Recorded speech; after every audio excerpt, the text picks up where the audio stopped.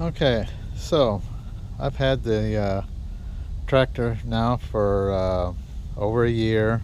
Got 54 hours on it. That may not be a lot for some.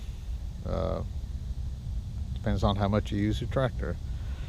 But anyways, I thought I'd give a review now that I've had it for a while and let you know uh, any things I've had trouble with or minor things that annoy me to a little extent. Nothing major.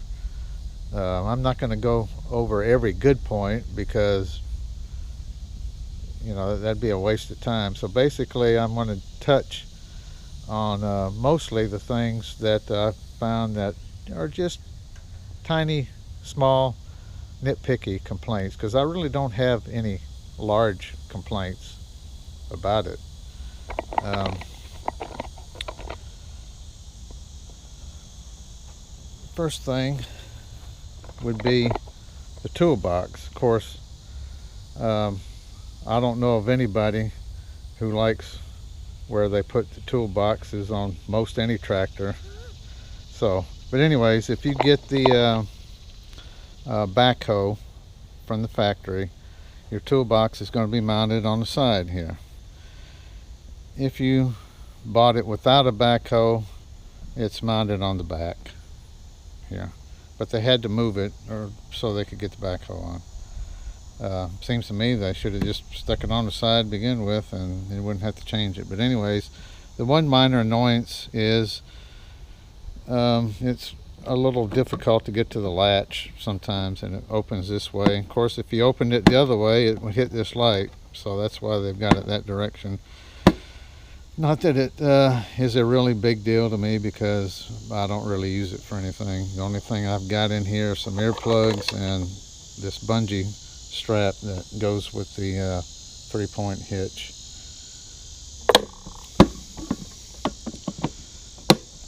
Okay, the other minor thing is the fold down ROPS. If you've got it folded down, which I like to fold it down when I'm just mowing or whatever like that, I don't really need to have it up, and you don't have to worry about getting close to trees with it down and so forth. But I do a lot of times leave the 3-point on with this hitch receiver adapter so I can move my trailer out of the way so I can mow where the grass grows around it. And sometimes I'll just leave it on, but you've got to watch yourself because you can't lift the 3-point arms all the way up or you're going to hit the ROPS if it's down. And if you leave it down, you better not forget, and move this lever and bend up something. So as a precaution, if I've got this on, I'm going to lift this up so it won't even go up. I have to bring it down just so I can lift it up. But I usually lift it up, say, to the halfway point, and I'll just mow like that, and then I'll either leave it like that or bring it back down later. But I don't like to have this combination because I'm liable to forget where that lever is and then screw something up, and then I'm going to be sorry. Okay, moving on.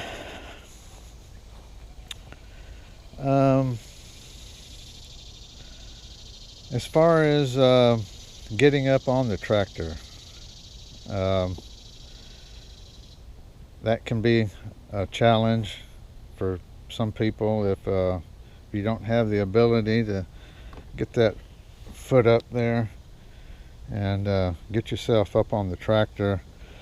But one thing I've noticed is, for me, the way I like to mount it is I'll put my left foot up and I'll grab this bar with my right hand, and I'll grab the steering wheel with my left hand and pull myself up. The only trouble with that is if you do that long enough, you could, loosen up that bearing or whatever's holding that in place and, get it loosened up. So I try not to pull it up with all my weight. I'm still strong enough at my age to where I can pull myself up mostly with this arm and my foot here. In fact, I'll even demonstrate it with holding the camera. So I still got enough strength to get all the way up there. But now they do make steps. There's an aftermarket step that you can get that places the step right here from Ken's bolt-on hooks. But I don't really think that would work for me, because if I've got my foot over here, then now I'm going to have a harder time reaching this handle here, and I'm going to have to rely on pulling myself up with the steering wheel. So I don't think that would really help me in my situation. Now, if you leave your loader on all the time, there's a real good option you can do, and let me go to where the loader's at and I'll show you. Okay, here's the loader. Now,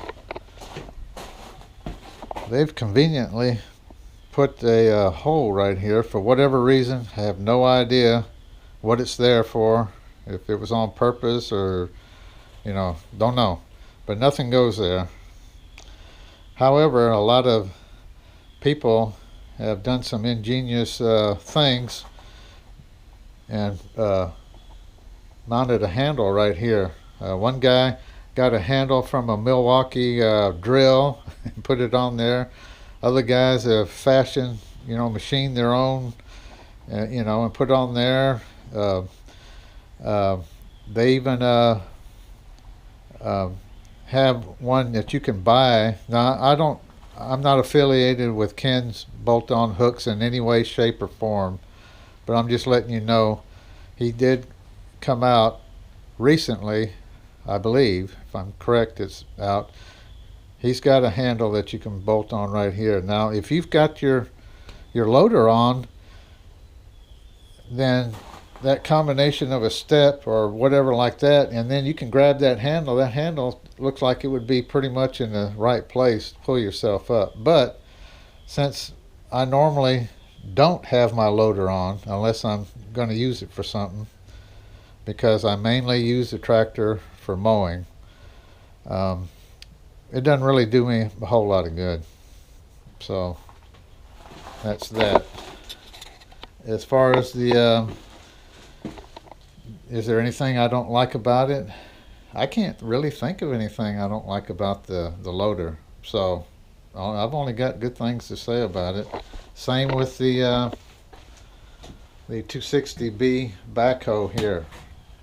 I don't have anything bad to say about it, at least so far. It's worked out great. So let's get back to the tractor. Okay, so let's talk about deck height. This is a 54-inch auto connect deck. Basically, for me, it's only got two heights, all the way down for removing and all the way up for regular mowing, because anything in between I found pretty much useless. According to the dial here, it'll go to 4 inches. However, when you come over here and look at the actual height of your blades, you get 3.5. That's all the way up. It's right even with the bottom of the deck here. Okay. Now, if you're happy mowing at 3.5 or lower, no problem. If you need more height, obviously you're going to have trouble getting it. Now, it could be that you could play with the linkages under there and get some more height. I don't know. I'm not going to, but perhaps it can be adjusted out. I don't know. So if that's important to you, I thought it would go higher. So yeah, that's one thing that I've noticed about the mid-mount mower is you don't get a lot of deck height. So obviously if you're going to be doing anything else besides mowing, you're going to pretty much want to take the deck off and get it out of the way. Another complaint people have got is the gas gauge down here on top of the gas tank. People would prefer it up on the dashboard. Frankly, I don't really care. Doesn't bother me any. Now, one issue people with a lot of the John Deere tractors recently have had is this this metal piece here for the gas cap. A lot of people have reported rusting occurring on here. A lot of people, and it's not just 1025s, it's other models too, you know, 2 series, 3 series, 4 series, you know, a bunch of people, I don't know about 4 series, but 3 series. A lot of people had a problem with like pitting and have replaced that. So far mine looks good, so no problems yet on that.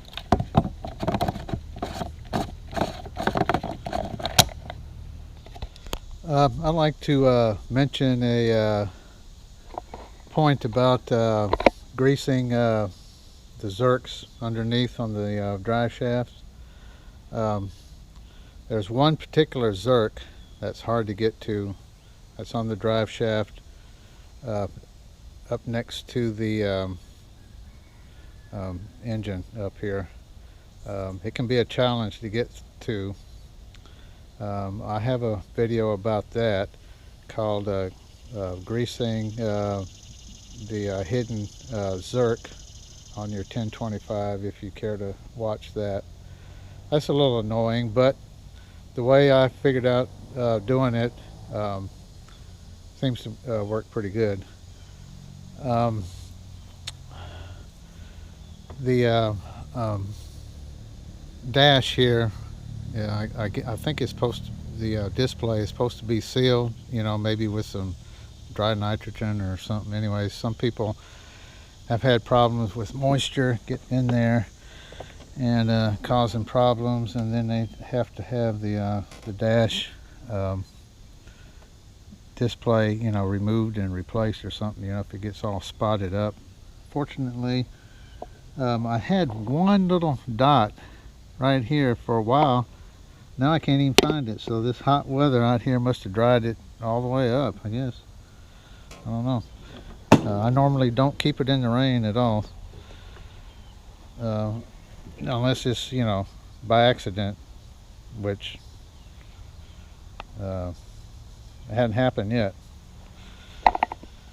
So now one point I'll mention that I do like, and that's the independent hydraulic lift for the mower deck. That's an option. Now I went over that on the first video I made about it, if you saw it. Basically you use this button, you press that button and hold it, and it lifts the deck all the way up hydraulically, independent of the 3-point that it would normally do. You adjust your dial and then release, and anytime you want to reposition your dial, you just hit that rocker switch, that deck lifts up, you know, adjust it, let go of it. Now some people have complained that it's in their way next to their knee and you got to be a contortionist to hold it and whatever like that. I haven't found that to be the case. It hadn't bothered me at all. Other people will complain about this PTO switch here. It used to be a pull-up switch, which people liked it better, I guess. Nobody seems to like this rocker switch here. Doesn't bother me. I don't care. A lot of people will defeat it. So when they're backing up while they're mowing, it doesn't cut off on them. To me, it's just second nature now. And while it's under warranty, I don't feel like, doing that. And at this point, I probably won't do it at all anyhow, because, like I said, it's second nature. I just hold it and back up, and I don't hardly think about it. Yeah, a couple of times I goofed up and it cut off, but it don't happen often enough to bother me one way or the other. Okay, now here's an item that I do like and don't like at the same time. That's this optional front weight bracket where you can mount suitcase weights. What I like about it is the fact that as it sits right here, it does not interfere with the loader in any way. You can put the loader on and off, and this bracket never touches anything. So I like that. What I don't like about it is when you put your suitcase weights on, it is hard to get this bar. This bar holds the weights in place from bouncing out, and you can get the because there's enough play in the weights as it sits. By the time you get 5 or 6 of these weights on there, you got one heck of a time getting that bar to line up and get it all the way to the end, because you've got to lift up on the weights to get that bar to slide through, and that can be rough sometimes. That's what I don't like about that. Now, moving on to the engine. Now, I've got another video. If you want to watch it, you can search on my channel. I've got another video on this air cleaner and how there's a potential for breakage of that bracket, and the valve cover has the potential to break and ruin your engine. Now there's a negative if I've ever heard of one. Okay, now there's a fix and all that. You can get an updated air cleaner that's shorter, and it sits and is mounted to the firewall. It eliminates having to use that bracket. And like I said, if you're interested, you can watch my other video on that. A lot of people really hate the fact that you got to use a screwdriver or your key or whatever like that to poke the lever to unlatch it. It doesn't bother me. I don't really care. It doesn't bother me one way or the other.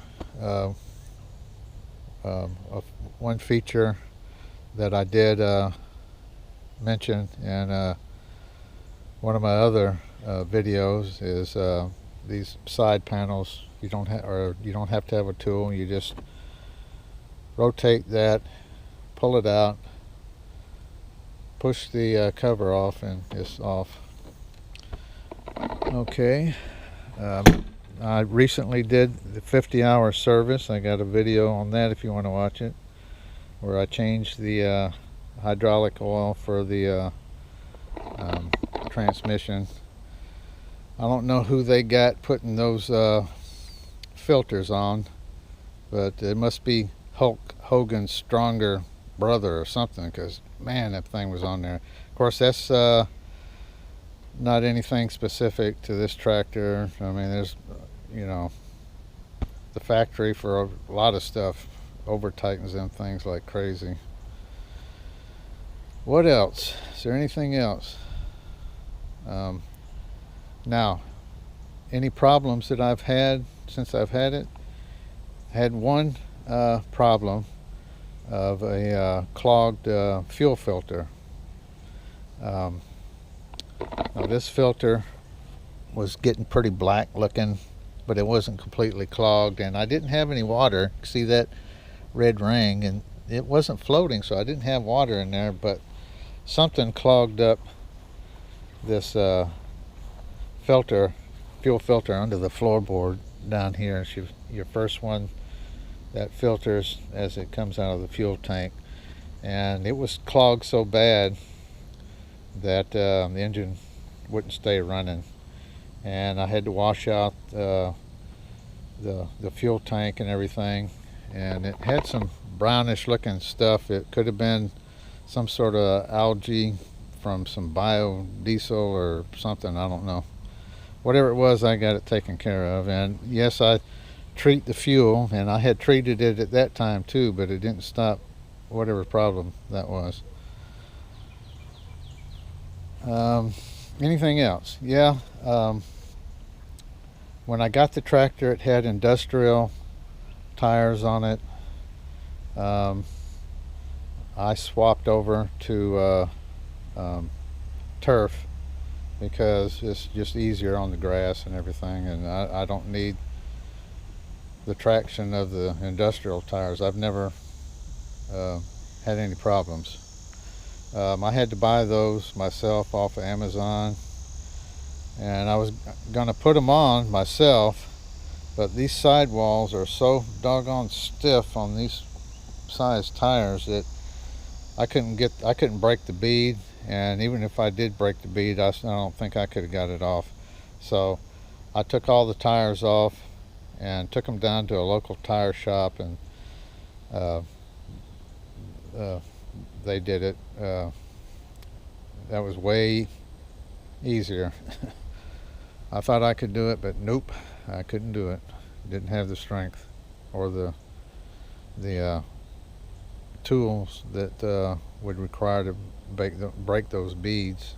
And like I said, even if the beads were broke, I still don't think I could have got it off the rim. They're just so stiff. It's crazy.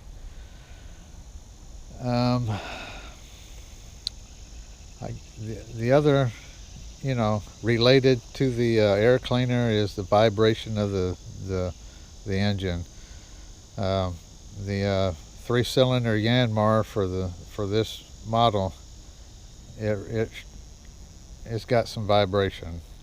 So if I had a probably number one complaint about the tractor, I guess you could say it would be the vibration of the engine. That's probably like the biggest annoyance of anything. But other than that, that's the only trouble I've had with the tractor. And what few things that I don't like about it are pretty nitpicky. As far as the air cleaner, I'm keeping a close eye on it, as I said in my other video. And if I see any signs of damage, if the bracket breaks or whatever like that, I'm going to contact my dealer and see if they'll upgrade it for free. It's still under warranty. I still got another year's worth of bumper-to-bumper warranty on the tractor. The fix for that, if you had to pay out of pocket, is around $150. The official, as far as I've heard from various sources, the official answer from corporate John Deere is they'll retrofit it as it fails. So, in other words, if your bracket breaks, then they'll go for it. A lot of reports of people, telling their dealer, and the dealer runs right out and does it for free, no charge and all that when it's not, when it didn't break or whatever like that. I think a lot of that is either the dealer themselves, ate the price of it themselves just because they got such a good customer, or they've got a creative way of filling out paperwork, so John Deere will pay for it. But other reports, one guy asked his dealer. The dealer said, "We need to talk to John Deere customer service." He called customer service, and they gave him the official answer. When it come back when it breaks, basically. Um, you know, so I guess that's individual, anecdotal stories. Some people have no trouble getting it upgraded. Some people do. Some people just said the heck with it, and paid for it out of their own pocket. I'm in the camp of I'm gonna wait and see, keep a close eye on it, wait and see. At the end of the warranty period, if it hasn't broken, I'll just spend the $150 out of my own pocket, upgrade it, and then that'll be that. I guess that's everything that I've got to say about it. Hope you found this informative. If not, then you just wasted 10 or 15 minutes. That's all I can say.